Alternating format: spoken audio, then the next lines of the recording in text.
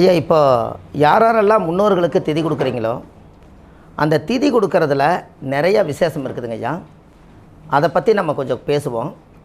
இந்த முன்னோர்களுக்கு நீங்கள் திதி கொடுக்கறதுல ஆற்றுல, குளத்தில், கரையில் இந்த மாதிரி இடத்துக்களை தான் முன்னோர்களுக்கு திதி கொடுப்பாங்க. ஆனால் அதுக்கு முன்னாடி உள்ள காலத்தில் எங்கே திதி கொடுத்தாங்கன்னு உங்களுக்கு தெரியுங்களா?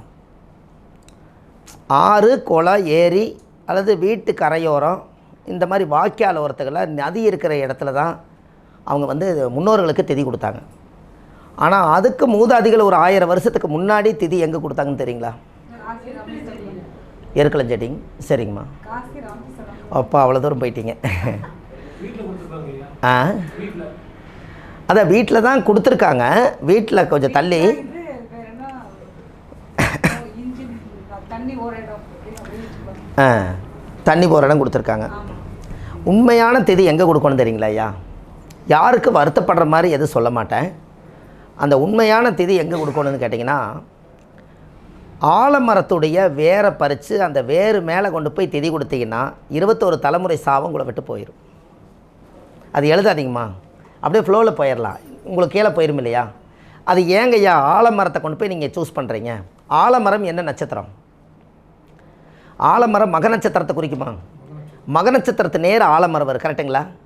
அப்போது காலச்சக்கரத்துக்கு அது எத்தனாம் பாவங்க? அது மக நட்சத்திர வீடு. Very good. 5ஆம் பாவங்கிறது யாருங்க? முன்னோர்கள், பாரம்பரியம், பூர்வீகம், பாட்டை, இவங்களோட கணக்கெல்லாம் எங்கே வருதுங்க? 5ஆம் பாவம் வருது. அப்போ அந்த 5ஆம் பாவத்தில் என்னென்ன நட்சத்திரம் இருக்குதுங்க? மக நட்சத்திரம் இருக்குது. இப்போ நீங்கள் ஒரு வம்சத்தை உருவாக்குறதுக்கு திருமண பொருத்தம் பார்க்குறீங்க இல்லையா? அந்த திருமண பொருத்தை நீங்கள் பார்க்குற இடத்துல அந்த யோனி பொறுத்து மட்டும் எத்தனை பாவம் வருதுங்க? தினம், கணம், மகேந்திரம், ஸ்ரீதீர்க்கம், அப்புறம் 5ஆம் பாவம் தான், அது யோனி வரும்.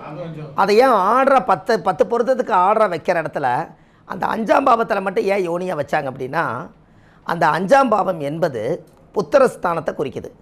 அப்போ குழந்தையை உருவாக்கணும் அப்படின்னு சொன்னால் மக நட்சத்திரம் ஆணெலியாகவும் பூர நட்சத்திரம் பெண்ணெலியாகவும் அதிகமாக இனப்பெருக்கம் உருவாகக்கூடியது 16 நாளைக்கு ஒருக்கா குட்டி போடுறது எலி மட்டும்தான்.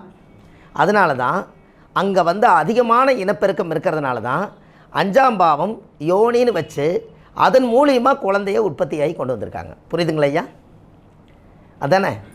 அப்போது அந்த 5ஆம் பாவத்துக்குள்ளே அந்த மக நட்சத்திரங்கிற ஆலமரம் அங்கே இருக்குது. அப்போ அந்த பூர்வீகத்தினுள்ள முன்னோர்கள் எல்லாம் பிறந்து காலமாயிட்டாங்கன்னா ஆலமரம் போல் தலைக்கணுன்னு சொல்லித்தானே அவங்க வாழ்த்துவாங்க.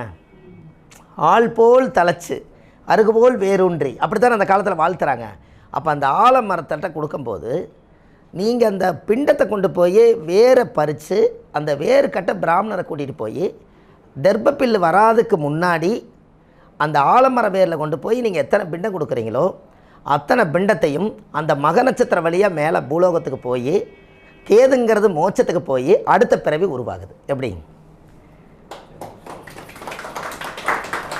அப்போ அது யோனி தானுங்க ஐயா. அப்போ ஒரு உற்பத்தி ஆகணும்னா ஒரு குழந்தை பாக்கியமே இல்லாமல் இருக்கிறவங்களுக்கு யாரோ ஒருத்தர் மக நட்சத்திரம் பூர நட்சத்திரக்காரர் 2 பேர்த்திக்கும் அவங்க வீட்டில் போய் குழந்தை இல்லாதவங்க ஒரு நாள் அவங்க வீட்டில் தங்கி விருந்து சாப்பிட்டுட்டு அவங்க ஆசீர்வாதம் வாங்கிட்டு வந்தாங்கன்னா இவங்களுக்கு கரு உருவாகும். ஏன்னா இவங்க 2 பேர் தான் ஆணிலையும் பெண்ணிலையாக வருது. இனப்பெருக்கம் எங்கே இருக்குது? அப்போ மக நட்சத்திரமும் பூர நட்சத்திரமும் 2 பேரும் சேர்ந்து அந்த இனப்பெருக்கத்தை உருவாக்குனதே அங்கே தான் வருது. அப்போ பூர நட்சத்திரம் யாருடைய நட்சத்திரம்ங்க? ஆதி பராசக்தி பிறந்த நட்சத்திரம். அப்போ சத்தியும் சிவனும் சூரியனுடைய வீட்டில் சிவனுக்குனால தான் அந்த சத்தியும் சிவனும் அங்கே இருக்கிறதுக்கு காரணம். அந்த பார்வதிக்கு நேர் நட்சத்திரம் எத்தனாவது நடு நட்சத்திரம் என்ன வருதுங்க ஐயா? பார்வதிக்கு நேர் 180 டிகிரியில் ஒரு நட்சத்திரம் வரும் பாருங்க கும்பத்தில். அவிட்டத்தை விட்டுருங்க, அப்புறம் பூரட்டாதி விட்டுருங்க, இந்த பக்கம் மகத்தை விட்டுருங்க, உத்தரத்தை விட்டுருங்க. நடு நட்சத்திரம் என்ன நட்சத்திரம் வருதுங்க? பூர நட்சத்திரம். இந்த பூர நட்சத்திரத்துக்கு நேர் என்ன நட்சத்திரம் சொன்னீங்க? சதயம். சதயம் யாருடைய நட்சத்திரம்ங்க? ராகுவுடைய நட்சத்திரம். அதனால தான் பார்வதி தாயார் கழுத்தில் பாம்பை போட்டிருக்காங்க. இப்போ உங்களுக்கு புரியுதுங்களா? அந்த பார்வதி தாயாருக்கும் அந்த கழுத்தில் பாம்புக்கும் இந்த நேரடி பார்வை கிடச்சதுனால தான் அந்த பார்வதியோட கழுத்துலேயும் அந்த பாம்பு கிடச்சிது. எதுக்குன்னா சிவனுக்கும் பார்வதிக்கும் 2 பேர்த்துக்கும் அந்த பாம்பு வந்து கழுத்துக்கு வந்ததுக்கு காரணமே அந்த பதஞ்சலி முனிவர் பிறந்த அந்த சதய நட்சத்திரம் அந்த கும்பத்தில் இருந்து சிம்மத்தை பார்க்குது.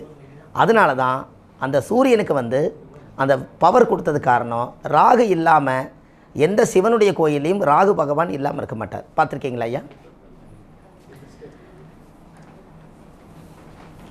இன்னொரு சேர் இருக்குங்களா?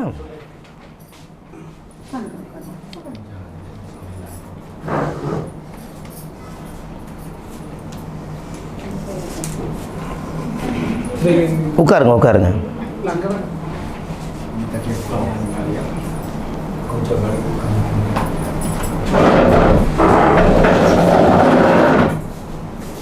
பரவாயில்ல உட்காருங்க. இப்போ பாருங்கள், ஃபேமஸான கடவுளெல்லாம் பாருங்கள், சிவன் பார்வதி, அப்புறம் முருகர் விநாயகர், அப்புறம் கருமாரி அம்மா. அப்போ பூர நட்சத்திரத்தில் இருந்து நேர் வந்து அந்த சதய நட்சத்திரம் வந்து பாம்பு கழுத்தில் வந்ததுனால எல்லா சிவனும் கழுத்தில் போட்டுக்கிட்டாரு. அதுக்கு அடுத்தது பார்வதியும் கழுத்தில் போட்டுக்கிட்டாங்க. முருகர் மயில் வாகனத்து பக்கத்துலேயே பாம்பை வச்சுக்கிட்டாரு. கருமாரி அம்மா தலை மேலே கொடை பிடிச்சி பாம்பு இருக்குது. அதுக்கடுத்து பெருமாள் பாம்பு மேலேயே படுத்திருக்காரு. இந்த ஃபேமஸ் கடவுள் எல்லாமே இந்த ராகு மேலே உட்கார்ந்துருக்கிறதுக்கு காரணமே இந்த பவர் தான். விநாயகர் இடுப்பில் கட்டிக்கிறாரு. அப்போ பூர நட்சத்திரம் வந்து நடு நட்சத்திரமாக வருதுங்களா? மக நட்சத்திரம் அதுக்கு அடுத்தது பூர நட்சத்திரம். இந்த பூர நட்சத்திரத்துக்கு அதே நடு நட்சத்திரம் பார்த்திங்கன்னா சதய நட்சத்திரம் வரும். அந்த பாம்பு நேர் 180 டிகிரி பார்க்கறதுனால தான் அவங்களோட பார்வையில் இங்கே பாம்பு உருவாகுது. பார்த்தீங்களா ஐயா? இதனால தான் நீங்கள் ஜாதகம் பார்க்குற இடத்துல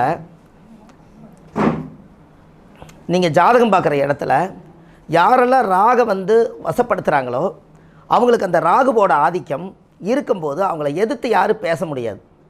நீங்கள் பாம்பு வந்து யாராவது ஒருத்தர் பாம்புடைய அமைப்பில் பக்கத்தில் ஒரு பாம்புக்கு நீங்கள் பூஜை பண்ணுங்கள், ராகு பகவானுக்கு நீங்கள் பூஜை பண்ணுங்கள், உங்களை எதிர்த்து அவங்க பேச முடியாது. ஏன்னா கிராணம் பிடிக்கும்போது சூரியனுடைய பிம்ப ஒளியவே ஒரு நாள் வந்து அந்த ஒளியை மறைச்சு அவங்களோட ஆதிக்கம் இருக்கிற அளவுக்கு ராகு பகவானுக்கு அந்த பவர் இருக்கா இல்லையா சொல்லுங்கள்? அப்போது இப்போ பாருங்கள், ஒவ்வொரு இடத்துலையும் பாருங்கள், ராகு எங்கெல்லாம் அதிகமாக இருக்குதோ அந்த கோயில் ஃபேமஸாக இருக்கும். அப்போது நீங்கள் பரிகாரம் பண்ணுறதா இருந்துச்சுன்னா, யாராவது பரிகாரம் பண்ணுறதா இருந்துச்சுன்னா, நீங்கள் ஒரு சின்ன உங்கள் வீட்டில் ஒரு வெள்ளி நாகரும் கூட, யார் வீட்டில் தோஷம் இல்லைனாலும் கூட ஒரு சின்ன ஒரு வெள்ளி நாகர் வாங்கி அது ஒரு வெள்ளிக்கிழமை 10 to 12 ஒரு சின்ன ஒரு பாலாபிஷேகம் பண்ணி ஒரு நைவேத்தியம் வைங்க. அங்கே முன்னோர்களோட ஆசீர்வாதம் உங்களுக்கு வந்துடும். அது எதனாலைங்க? சூரியனா அப்பாவை குறிக்குது, சந்திரனா அம்மாவை குறிக்குது, ராகு யாரை குறிக்குதுங்க ஐயா? அப்போ அவங்க வந்துட்டாங்கல்ல உள்ள. என்னங்க? அப்போ ராகுன்னா பாட்டன், கேதுன்னா பாட்டி. இப்போ இந்த மூதாதிகளுடைய அனுகிரகம் நம்மளுக்கு வரணும்னா ஒரு வெள்ளி நாகர் ஒரு 500 ரூபா வரும். ஒரு தட்டில் வச்சு ஒரு ராகு காலத்தில் பூஜை பண்ணி நீங்கள் ராகு கும்பிட வரைக்கும் அந்த வீட்டுக்குள்ளே செய்வன பில்லி சூடிய காற்று கருப்பு வரவே வராது. இதை எடுக்கிறது யாருங்க ஐயா? அது நீங்கள் எவ்வளோ வேணாலும் வச்சுக்கோங்க, சும்மா ஒரு கொஞ்சம் அப்படி வேண்டாங்க, உங்கள் சக்திக்கு நீங்கள் வாங்கி வச்சுக்கோங்க ஐயா. ராகு தான் மாந்திரிகத்தை முறிக்கிறவர். ஆமாம், அதில் 5 தலையே வருங்க. பஞ்சபூதமாகவே வைங்களேன், 5 தலையே வைங்க. பஞ்சபூதம் அதானே, பஞ்சபூதம்னு வைக்கிறீங்கல்ல, அது மாதிரியே வைக்கலாம். அப்போது அந்த ராகுவுடைய ஆதிக்கம் அந்த ஜாதகத்துக்கு யாருக்கெல்லாம் பவர் வேணுமோ இவங்க இதை ஆரம்பத்துலேருந்தே செஞ்சுட்டு வந்தால் பூஜை பண்ண பிறக்கிற குழந்தைகளுக்கு இந்த ராகு தோசை வராதுங்கன்னு. இவங்க அதை விட்டு போனதுனால தான் கல்யாணம் மூக்கிறாங்க, குழந்தை பிறக்குது, லக்கணத்துக்கு பக்கத்துலேயே ராகு இருக்கிற இடத்துலேயே மாட்டுறாங்க. புரியுதுங்களா ஐயா? ஐயா ஜாதகத்தில் நீங்கள் நல்லா செக் பண்ணுங்கள், ராகு எத்தனை வருஷத்துக்கு இருக்காங்க ஐயா மாறுது? 18 வருஷம் ஒரே வீட்டில் இருக்குதா? இல்லை சார், 1.5 வருஷம் ஒரு வீட்டில் இருக்குதுல்ல, 1.5 வருஷம் ஒரே வீட்டில் தான் இருக்குது. லக்கணம் ஒரு நாளைக்கு 2 தடவை சுற்றி வருதுங்களா, ஒரு தடவை சுற்றி வருதுங்களா ஐயா? 12 மணி நேரத்துக்கு 12 தடவை, 12 24 ஒரு தடவை சுற்றுது. அப்போ ஏற்கனவே இந்த விஷப்பாம்பு ஒரு இடத்துல இருக்குது. இவங்க லக்னம் போய் கரெக்டாக பிரசவம் வந்து எப்போவோ 300 நாளைக்கு முன்னாடியே அப்பா உருவாக்கிட்டார். அதை பிறந்து அழுங்காமல் கொண்டு வந்து அவங்களுக்கு உண்மையாலுமே நாகதோஷத்தை யாராவது பாம்படிச்சுருந்தாலோ, புத்துக்கண்ணை இடிச்சிட்டு அவங்க வீடு கட்டியிருந்தாலோ, இல்லை பாம்பை கொண்டிருந்தாலோ, அதுக்கு ஈமகாரியம் செய்யாமல் இருந்தாலோ, இவங்க பிரசவ வலி எடுத்து கரெக்டாக இப்போ விருச்சிகத்தை இப்போ வந்து துலா மேசத்தில் ராகு இருக்குன்னு வச்சுக்கோங்க, அந்த மீனத்தில் வரைக்கும் பிரசவ வலி எடுக்குது. உண்மையாலுமே கடவுளுடைய ஆசீர்வாதம். இந்த ராகு இவங்களுக்கு நாகதோஷத்தை உண்டு பண்ணி தான் வைக்கணும்னு அந்த பிரார்த்தனை கடவுள் எடுத்துருச்சுன்னா அந்த பிரசவம் எங்கே போய் ஆகுதுங்க? மீனத்திலிருந்து மேசத்துக்குள்ளே கரெக்டாக பாம்பு கிட்ட போய் இந்த லக்னம் 2 மணி நேரத்துக்குள்ளே குழந்தை பிறந்துடுது. கரெக்டாக போய் பாம்போட பிடியில் போய் அந்த குழந்தை போய் மாட்டிக்குது. அப்போவே எப்போங்க? பிறக்கும் போதே மாட்டிச்சு. விஷ பாம்பு கொடியவர்கிட்ட போய் மாட்டிச்சு. அங்கேருந்து 7ல் கேது வந்துருச்சா இல்லைங்களா? அப்போது நாகதோஷம் எப்போ வந்துச்சுங்கன்னு, ராகிய தோஷம் அந்த குழந்தைக்கு எப்போ வந்துச்சுங்கன்னு, அவ்வளவுதான். அப்பாவுடைய சொத்து பிள்ளைக்குத்தான்னா அப்பாவுடைய பாவம் பிள்ளைக்குத்தானே. அப்போது ஒரு தாயுடைய கருவறையில் இருந்து தொப்புள் கொடியை அறுக்கும்போது நல்ல நேரத்தில் சிசரின் பண்ணி நான் இந்த குழந்தைய எடுத்துன்னு சொல்கிறாங்களே, இது பிரபஞ்ச சக்தியோடு இது சேருமா? இது கனெக்ட் ஆகுமான்னு சொல்லுங்கள். சிசரின் பண்ணி எடுக்கிறாங்கல்லங்க, அப்போ ராகு எதை விட்டுறீங்க? செவ்வாய் இருக்கிற இடத்தையும் விட்டுறீங்க. இங்கே நல்லா யோசிச்சு பாருங்க ஐயா. செவ்வாய் எத்தனை பார்வை? 4, 7, 8 3 கட்டம் போயிருச்சு. செவ்வாய் இருக்கிற இடம் தோஷம் இல்லைங்களா? 4ம் போயிருச்சு. அப்புறம் 2, 4, 7, 8, 12 அதில் ஒரு 4 கட்டம் போயிடுச்சு, 8ம் போயிடுச்சு. ராகு எதுக்கு 3, 7, 11 போயிடுச்சு. ராகு எது இருக்குது, கிட்டத்தட்ட 10 கட்டத்துக்குள்ள தோஷம் இருக்குது. நீங்கள் எங்கே சிசரின் பண்ணி ஒரு குழந்தைய எடுத்து தோஷமெல்லாம் எடுக்க முடியும் சொல்லுங்கள்? அது கம்மனை விட்டுறலாம் இல்லைங்களா? ஏன்னா நாம் செய்த ஊழ்வினை கர்மாவுக்கு பதில் சொல்லியே தீரணும்.